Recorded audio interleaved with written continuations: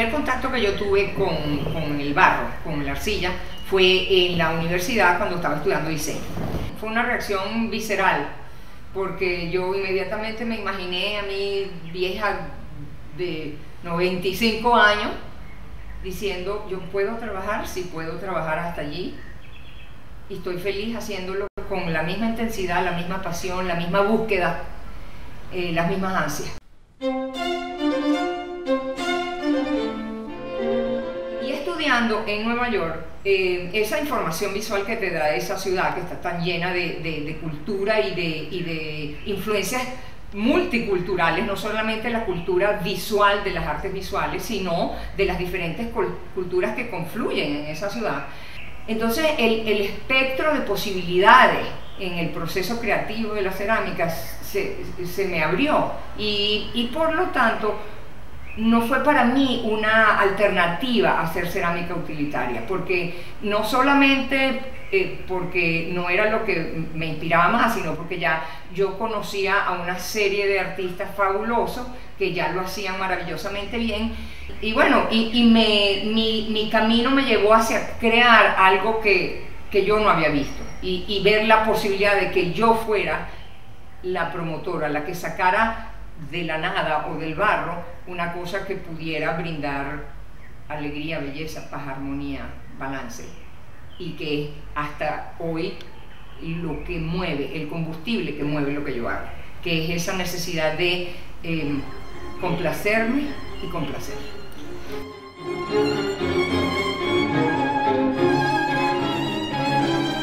La cosa es que no me quiero como montar demasiado encima de la obra, más bien. Claro, no, yo sé porque es como simplificar y darle espacio. No, y que todas ellas están mostradas así, como suspendidas en el aire, como levitadas.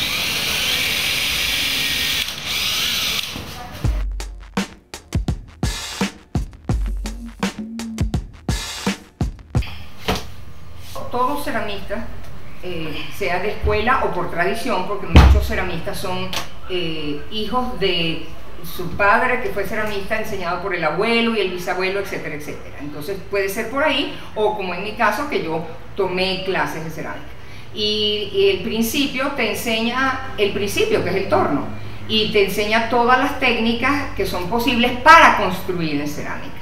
Entonces, yo empecé con el torno, luego te enseñan a construir con churros, te enseñan las diferentes técnicas hasta que yo llegué, por ejemplo, a la técnica de las láminas. Las láminas son planchas de barro.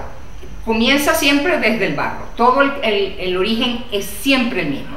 Es agua con tierra y ciertos minerales.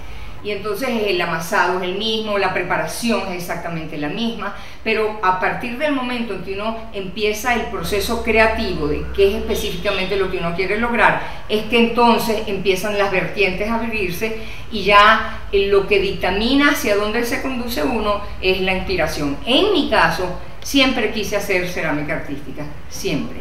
Lo que me inspiró era crear algo que yo no había visto.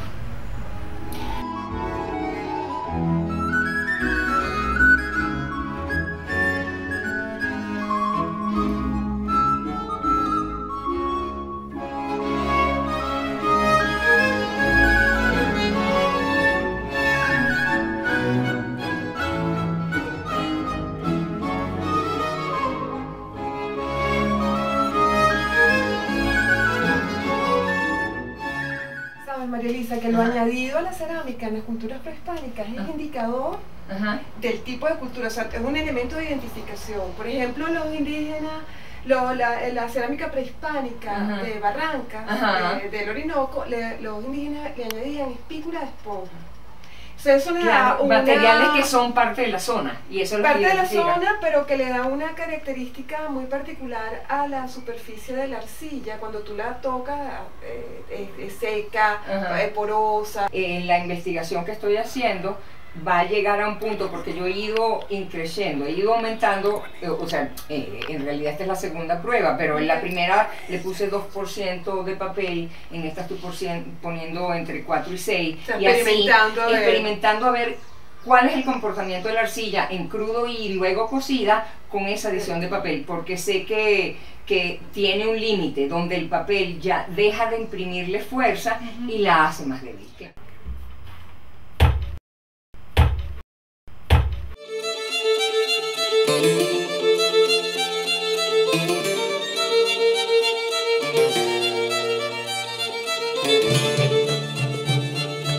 Yo nací en el 58, o sea que crecí también informada visualmente por esa modernidad de los años 50 y 60.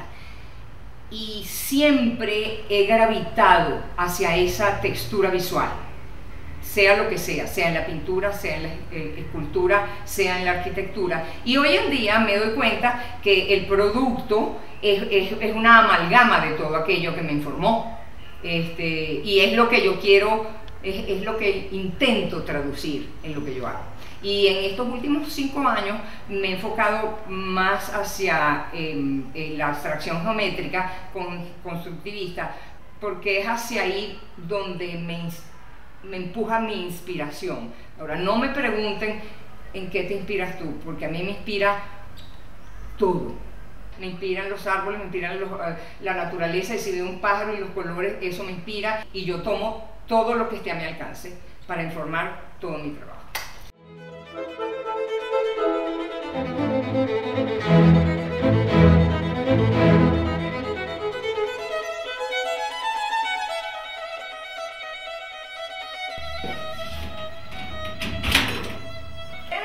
¿Llegaron perfecto? Bueno, pasen adelante, pueden hacer en su casa. María Elisa, a mí me parece muy interesante tu trabajo y tu exploración con los colores, con las paletas de colores a través de la cerámica. Yo sé que tú siempre tienes tu paleta original y de ahí vas saliendo la guía. Y en la exposición trabajamos con algunas en particular, con los azules, el verde, que además el verde para ti yo sé que es un color me encanta, muy especial. Y ahora estás empezando a trabajar con unas paletas nuevas después de la exposición, con el amarillo y otras que me estás mostrando. Aquí porque esto es el único componente de color que va a llevar esa composición. Las demás van a ser todas blancas y negras o blancas y grises. Entonces hice el color primero para ir estableciendo eso y después jugar con la paleta, porque esta es mi paleta y yo tengo que fabricar mi paleta y yo tengo que fabricar mi lienzo. Por eso es que yo hablo de esa famosa combinación de pintura y escultura. Bueno, aquí ya tengo mis tubos listos para pintar. Sí. Eso es súper importante, me parece, ver como el manejo del color y como eso que tú nos contabas a veces, que cuando te saturas porque es demasiado color, brincas al blanco y negro, pasas un tiempo trabajando en blanco y negro y luego vuelves nuevamente. Exactamente. ¿Sabes que creo que en la exposición se logró eso? Los comentarios de mucha gente dicen, oye, qué limpio, es una cosa como que da tranquilidad, que entras en un espacio claro, como con cierta transparencia, comentarios espontáneos de las personas. Claro, bueno, porque es que tiene que ser así, porque si no, o te comunicas o no te comunicas con la obra. Y cuando la comunicación se da y tu deseo o tu intención se permea a la obra y de la obra a quien la ve, esa es la intención. Porque en el arte abstracto la intención a lo mejor específica no es lo que percibe el que la admira, pero percibe algo y la conexión es lo que yo quiero.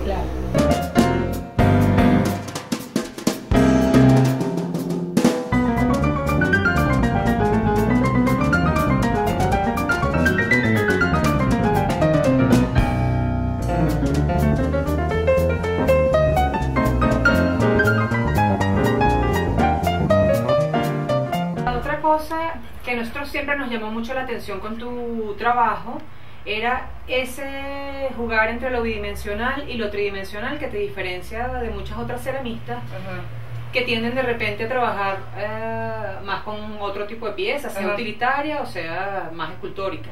Y nos parecía muy interesante eso que tú de repente entras y no sabes si estás viendo un cuadro, qué material estás viendo, y esa exploración de la cerámica en ese otro, y además También la otra cosa que a mí me llama mucho la atención es la parte geométrica, que la cerámica no se trabaja normalmente tanto dentro de lo geométrico y eso es algo que tú aportas.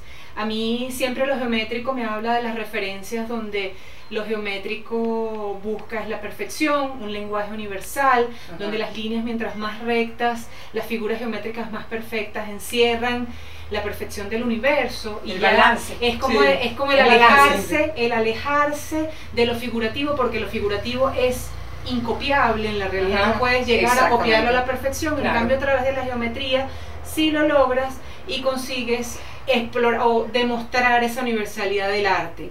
A la arcilla hay que entenderla, hay que respetarla, hay que conocer su origen y su comportamiento, desde el más evidente que es el físico hasta el químico y sus componentes, porque la tierra es química. Y esa interacción de mis manos moldeando la tierra y luego la interacción de la tierra con el fuego es química. Son cambios químicos que se producen para formarla y conformarla en algo que se convierte en piedra, pues. O viene de la piedra, la pulverizas, le pones agua, la amasas, la moldeas y la reconviertes en piedra.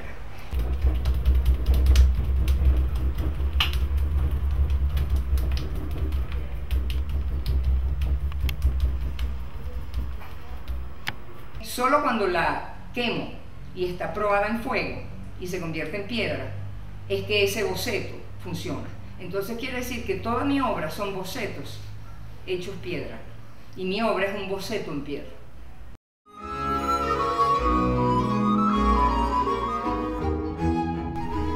Yo no puedo obligar a la tierra, yo tengo que sugerirle a la tierra, y solo puedo sugerir conociendo cómo se comporta la tierra, porque solamente cuando tú conoces algo es que lo sabes manejar mejor. Entonces a veces lo que es frustrante es que uno quisiera que fuera un poquito más rápido para ver el resultado y para ver si lo que uno quería lograr se logra, pero los tiempos en la cerámica son los tiempos de la cerámica o de la arcilla, pues.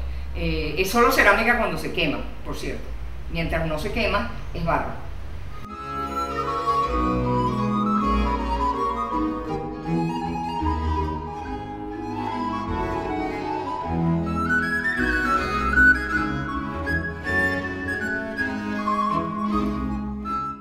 Voy a hablar ahorita, es una obra que es muy querida por mí, que se llama Kintsugi para mi tierra.